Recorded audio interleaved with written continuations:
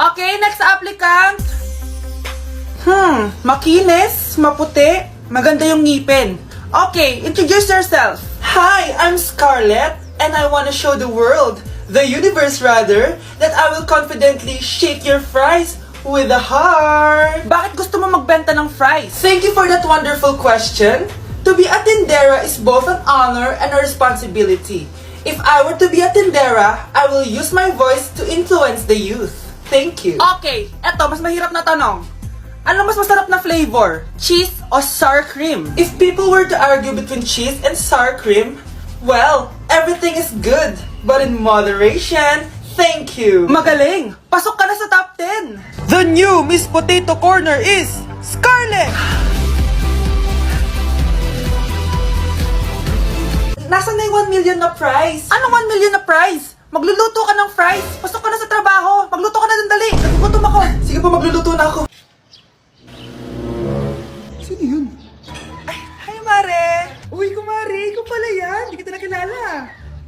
Dito ka pala nakatira, Mare. Akala ko maganda yung subdivision nyo. Ay, oo. Maliit lang bahay namin. Tara, pasok ka. A few moments later. Anak, mag-bless ka sa bisita natin. Mayaman yan. Sige po, Nay. Bless po. Wow, may manners. O, eto. 5,000? Thank you po! Yes! Ang ganda naman ng damit mo, Mare. Para kang may-ari ng isang malaking kumpanya. May-ari naman talaga ako ng malaking kumpanya, Mare. Pero salamat O, eto para sa'yo. Lalakihin ko na Kawawa ka naman. 10,000? Ba't ka pala napunta dito, Mare?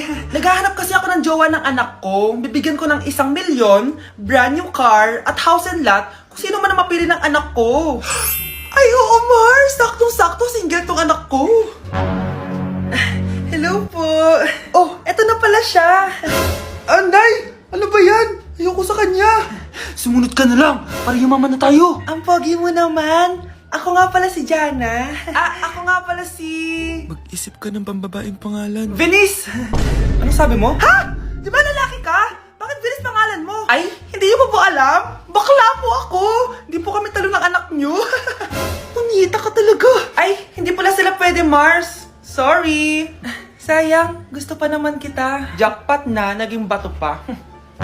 Walang hiya kang bata ka! Yayaman na dapat tayo! Halika dito! Manda ka sa akin! Anak, maganda ka na! Dadating yung mayaman kong boss! Sige po, Nay! Alimos po! Umalis ka nga dito! Baka makita ka pa ng boss ko! Sige na po! Pangkain ko lang po! Gutom na ako Lumayas ka na! Ang dumi mo! Huwag ka nang babalik dito, ha! Ito, pili ka ng pagkain. Masasama talaga ugali ng mga yan. Thank you po. Pagpalain po sana kayo. Sige na.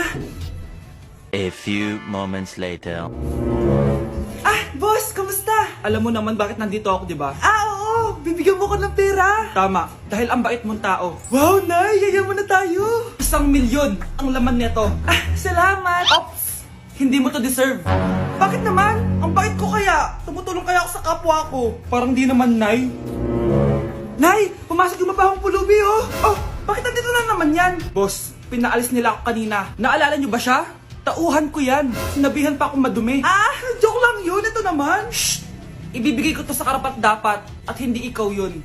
Ikaw ang karapat dapat na makatanggap nito. Sa akin? Milyonaryo na ako! Hindi pwede to. Sa akin dapat yan Kayo ang tunay na mababaho. Eto, 5 piso. Pampalubag loob. 5 piso!